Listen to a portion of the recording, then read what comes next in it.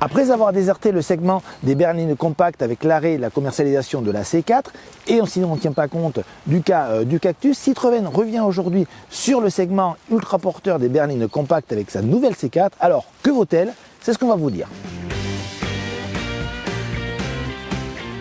Pour cette nouvelle C4, Citroën est resté fidèle à ses principes, notamment en matière de design, faire différent pour se différencier de la concurrence. Et la recette semble fonctionner si on en croit les chiffres de vente de la citadine, la C3, 4e meilleure vente sur les 10 premiers mois de l'année, du C3 Aircross, 3e SUV urbain le plus écoulé en France, ou du C5 Aircross, second SUV compact le plus vendu derrière l'incontournable Peugeot 3008. La C4 marque toutefois une étape supérieure.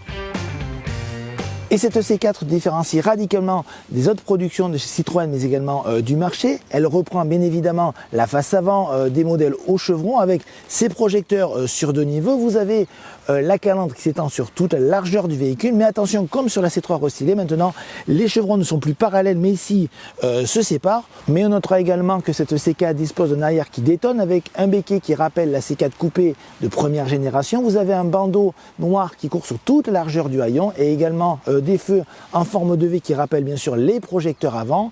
Cette C4 mélange enfin les genres, reprend les codes stylistiques de la berline coupée, mais également du SUV avec une garde au sol surélevée, des roues de gros diamètre et ceux du coupé avec une chute de pavillon fuyante.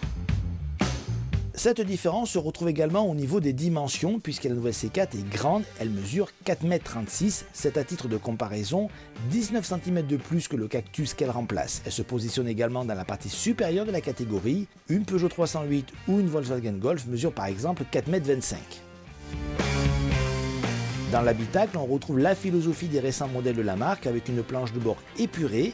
Une fois installée, on remarque immédiatement la taille réduite de l'instrumentation numérique qui est seulement de 5 pouces. Un choix étonnant au vu de ce que propose la concurrence, mais également des dimensions de l'affichage tête haute qui lui mesure 7 pouces. Malgré la présence d'un écran multimédia de 10 pouces, Citroën a fait machine arrière pour les commandes de climatisation qui redeviennent physiques, une bonne chose en matière d'ergonomie. Au-delà de sa présentation très originale, Citroën soigne à bord de sa nouvelle C4 les aspects pratiques avec beaucoup de rangements, pas moins de 16, dont un innovant au niveau de la boîte à gants, puisque vous avez une boîte à gants, un tiroir au-dessus qui permet de ranger par exemple une tablette et un système inédit de fixation qui permet au passage avant de regarder un film pendant que le conducteur, lui, suit la route. Très pratique et assez original. La C4 propose une vaste habitabilité pour les occupants, dont notamment un espace au genou généreux. Il faudra toutefois composer avec une garde au toit réduite, notamment si vous mesurez plus d'1,85 m à raison de la chute de pavillon. La petite déception provient du volume de chargement avec une contenance oscillant de 380 et 1250 litres, ce qui est vraiment très moyen pour la catégorie, sachant qu'une Peugeot 308 plus courte de 11 cm dispose d'un coffre plus grand de 40 litres. En termes d'équipement, pas de problème, cette Citroën C4 est bien une berline de son temps avec une conduite autonome de niveau 2, un régulateur de vitesse adaptatif, la recharge des téléphones portables par induction ou la caméra de recul.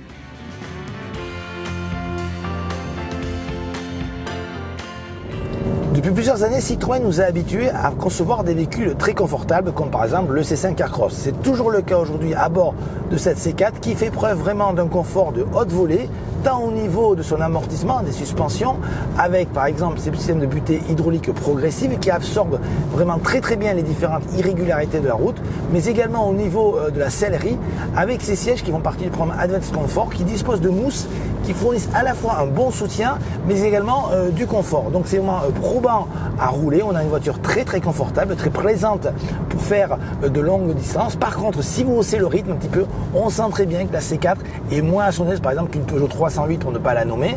Donc clairement, Citroën ne vient pas marcher sur les plates-bandes de Peugeot. Ça, c'est plutôt une bonne chose en termes de politique de groupe.